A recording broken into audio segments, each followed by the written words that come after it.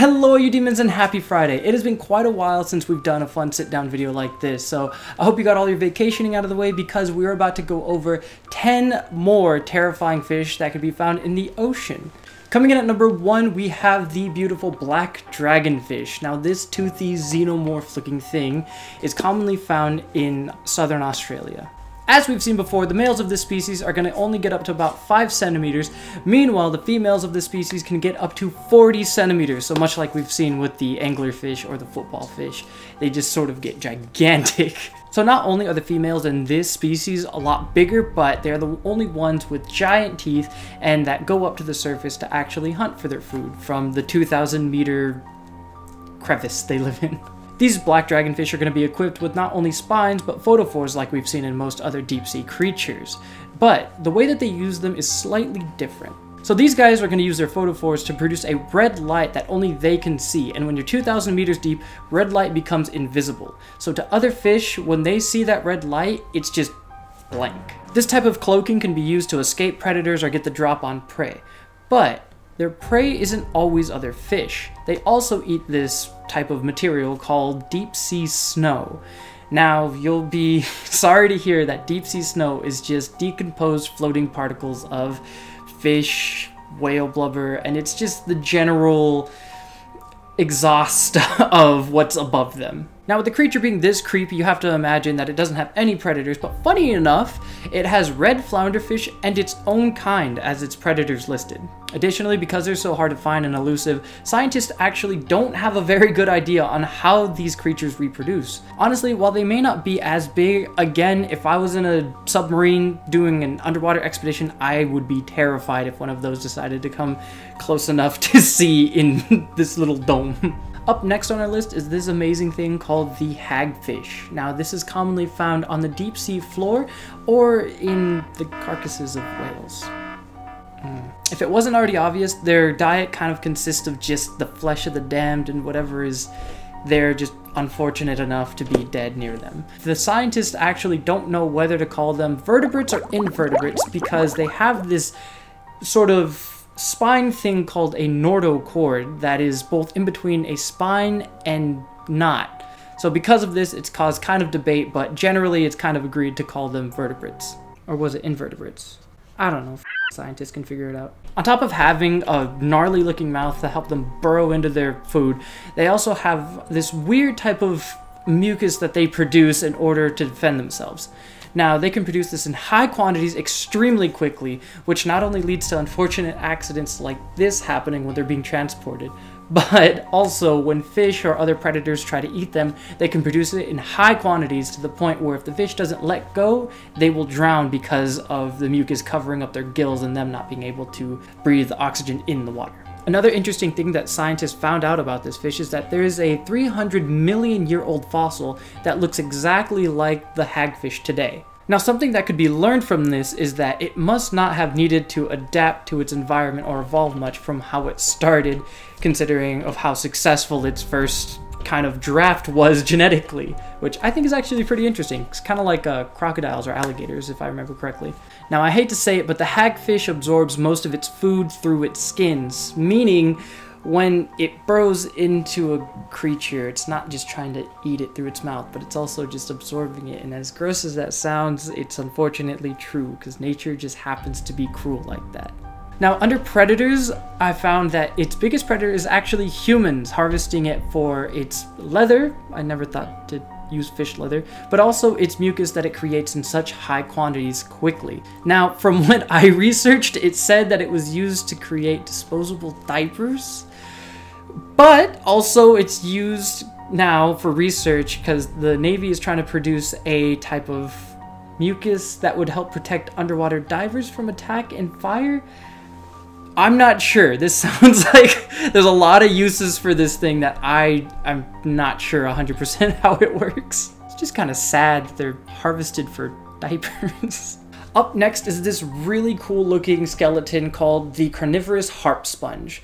Now this is found 10,000 feet deep off the coast of California. As we can see, it gets its name from its harp-like appearance, but those harps actually have tiny Velcro-like hooks that capture its prey that are unfortunate enough to get caught in it. Now, once its prey is caught, it'll be enveloped in this type of membrane in which the harp sponge will then digest it slowly. Something I found interesting while researching is the different types of carnivorous sponges that I was able to come across while researching.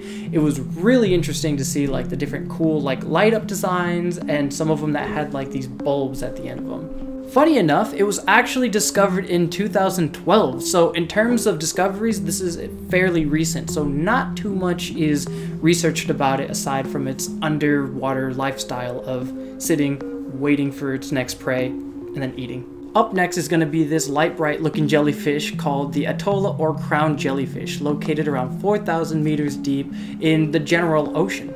Now, as we've learned from the first fish on this list, because it's red and 4,000 meters deep in the water, it is going to be practically invisible to its predators. Much like other jellyfish, its systems are going to be very basic, and it's going to just eat whatever its tentacles can entangle.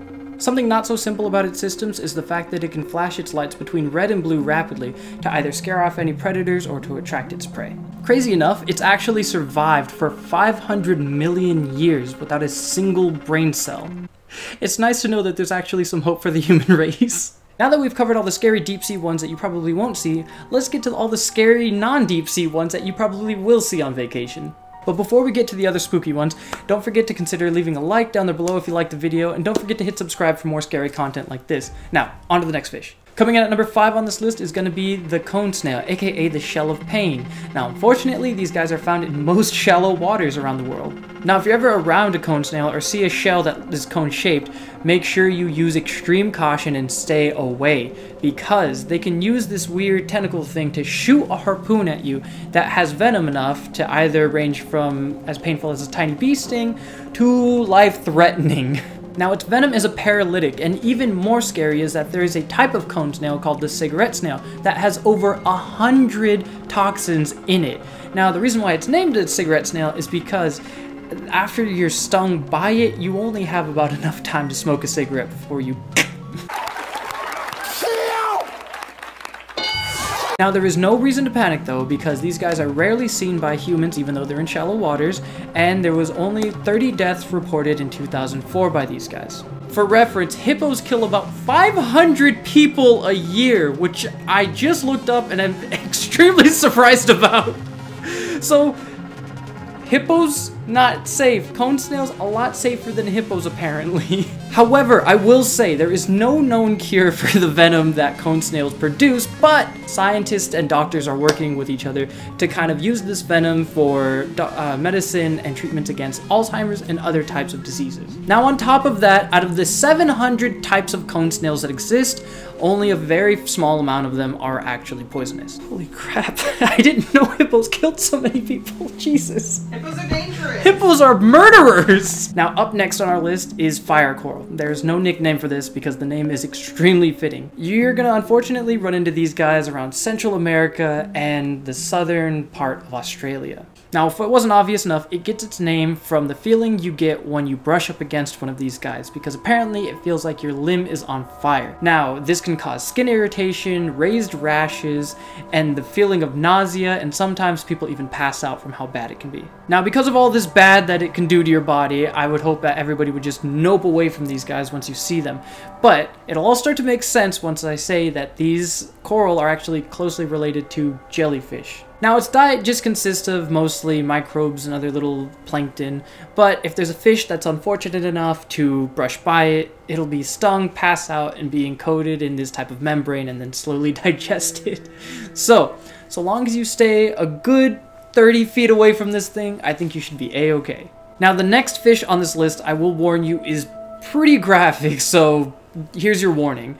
It is known as the toothpick fish, and this foul thing is found in the Amazonian basin. Now, because a product of fish breathing is urea, it's thought that this fish follows the scent of urea. What it'll do is it'll time the fish's gills as it's breathing to jump in and attach itself to an artery.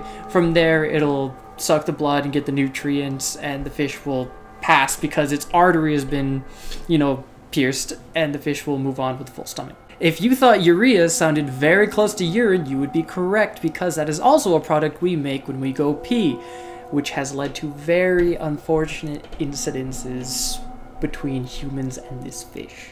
So, there have been recorded cases of this fish swimming into people's privates and causing extreme damage because of the barbs located next to its gills. Yeah, I'm sorry. If that isn't making you cringe already and making you feel very uncomfortable, it's not going to feel any better once I tell you that these fish are transparent and extremely difficult to see in the water. So as much as I love visiting other countries and doing their amazing things, I might kind of just dip my feet in the Amazonian basin for a few seconds and nothing more. I'm good. I think I can appreciate everything just fine without going in there. Alright, well, if you thought this list was going to get any better, you're very wrong, because up next we have the Goonch Catfish, which is found in Indian rivers and the Nepal rivers. Now, if you saw this thing and immediately thought to yourself, damn, that thing looks like it could eat me, you would be absolutely correct, because there are unfortunate incidences and recorded cases of these fish actually eating people or animals unfortunate enough to fall in, like smaller apes or chimps. Now, you can see this beast in action on an episode of River Monsters where Jeremy Wade hunts down a Goonch catfish that weighs up to 161 pounds. Yeah, during the episode, he is not only just attacked by this fish, but dragged into the water by this fish because of how much power it had. Now, I'd like to tell you that's the biggest they get, but no. Unfortunately, on record, there has been a 6-foot-long catfish that weighed up to 230 pounds. Yeah, that's like a tiny baby cow. I couldn't imagine what that thing was eating. Now, nature was kind enough to give it these rows of long, sharp teeth to assist in its predatory activities. I'm gonna just add those to the rivers to not swim in. Yeah. Up next on our list of nightmares is the Goliath Tigerfish. Now, of course, as you guys can see, this thing will bite the heck out of you if you unfortunately get close enough. Now, this is going to be found in around the central African rivers. Now, much like we've seen with the Goonch Catfish, these things can get to the size of a small human. But that's not the most interesting thing about this fish. What would Demon's Corner be without a little bit of paranormal or supernatural things surrounding it? Now, this fish is said to be an evil river spirit that should be celebrated when killed. Now, I don't know about you guys, but I don't know what that fish did to earn itself such a place, but I don't want to stick around to find out. These things on record are said to be 4'9" and 154 pounds in some cases. Funny enough, while researching, I came across a very interesting Q&A that asked, do these fish bite? Yeah. Now, last but certainly not least is the black demon shark located off the coast of Baja California. Fishermen off the coast of Baja California have reported seeing a black megalodon shark ranging from 20 to 60 feet and weighing approximately 50 to 100,000 pounds. As we see in other megalodon sharks, it's said to have jaws large enough to swallow a whale. On top of that, it's located in the Sea of Cortez, which is known to have over 170 different types of shark. I didn't even know there was that many types of species of shark, but I wouldn't doubt it if there was a type that was just a jet black type of shark. Whether it be big or small is relative. And I mean, as we've seen in this channel, like the last fish nightmare countdown, the frilled shark was thought to be extinct, but here it is now, just looking like a prehistoric grandpa. So I don't think it would be so crazy as to think that there would be something like a black shark swimming over there. Much like with other fisherman tales, I'd imagine it's going to be over dramatized or, you know, reasonably stated, hence the giant size disparity. So, now that I've probably ruined some of your vacations, I'd like to say thank you all so much for watching. If you guys enjoyed this, please don't forget to leave a like, and don't forget to subscribe for more spooky content like this. And as always, stay spooky. Bye-bye.